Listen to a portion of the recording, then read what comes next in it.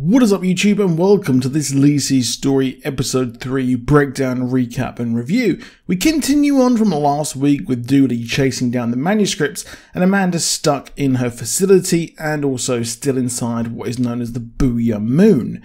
Now Liseys is hunting down the cedar box, but Amanda is stuck in her head. However, by luck, the box was actually hidden where the Oreos that Amanda loves so much were, and that their sister Darla asked them to go and get. Inside is a number of writings about Scott and a postcard from their honeymoon. It's here that the next clue is, and the clues appear to be actually unlocking memories that Liseys has repressed, and that the hunt is all about trying to unlock these memories, not just finding clues, and that they are key to trying to save Amanda from her prison of her mind.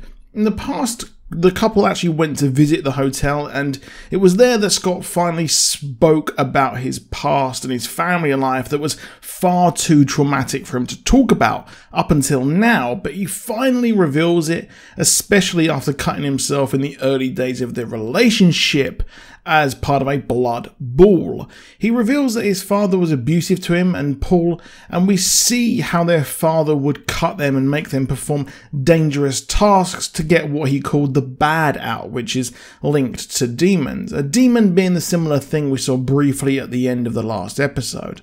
They lived a horrible life, and these blood balls did take a toll on them.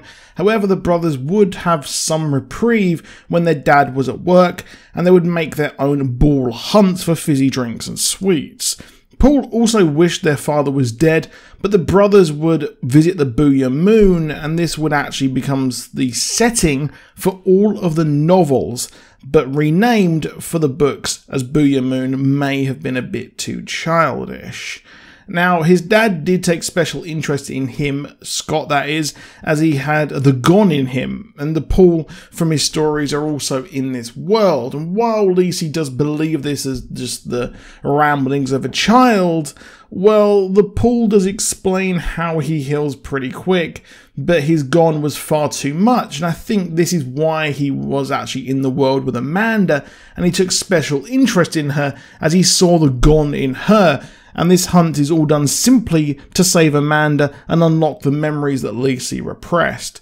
Scott is there with Amanda, and I do wonder if Liseys will be able to pull them both out of this. However, she does need to get back there, as she did actually repress this in her mind, and she didn't really think much of it. She was thinking that it's too much to handle. I think the lighthouses will be key, as one of Scott's best memories was finding the last clue in a lighthouse. However, Amanda cuts herself, leading Darla and Liseys to go there, but she'll only speak to Liseys. It makes sense how she knows all of this, all of the knowledge of the Booya moon, due to Scott and her connection, and why she would really open up to Liseys more than Darla.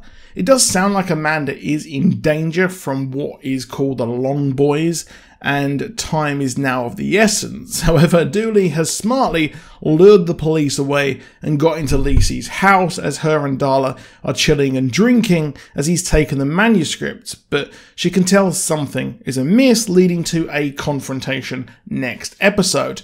Dooley, as we found out, was one of Scott's many rabid fans named the Spouse Cowboys. I expect the writing may be actually unlocking the Booya moon in some way for these rabid fans, and he also attacked a man who wrote a book called The Cult of Scott and says he has not had an original idea. Well, I think that this Booya moon is more than just a childhood escape coping technique, and a thing that more people than we know are actually connected to. And perhaps Dooley thinks that these manuscripts will help him get there, which I do think that will happen possibly in the next episode, where they will go there at some point and have a look around. Now, overall, I thought this was pretty darn good. I really enjoyed this episode more because we got some explanation of what all of this was. Episode 1 and 2 were way too much for people to watch, and there was not really much explanation of what was going on, what we were watching, and there was definitely that hint that there was more to this fake world that we were watching, which was a shame because I think that a lot of people have been put off by those first 2 episodes. but maybe this is one of those shows where you just need to watch all in one. But that is it for this video. Just a short one here for you, as I do have a double upload today. I've already put up The Bad Batch, so go and check that out. I'll see you soon, and goodbye.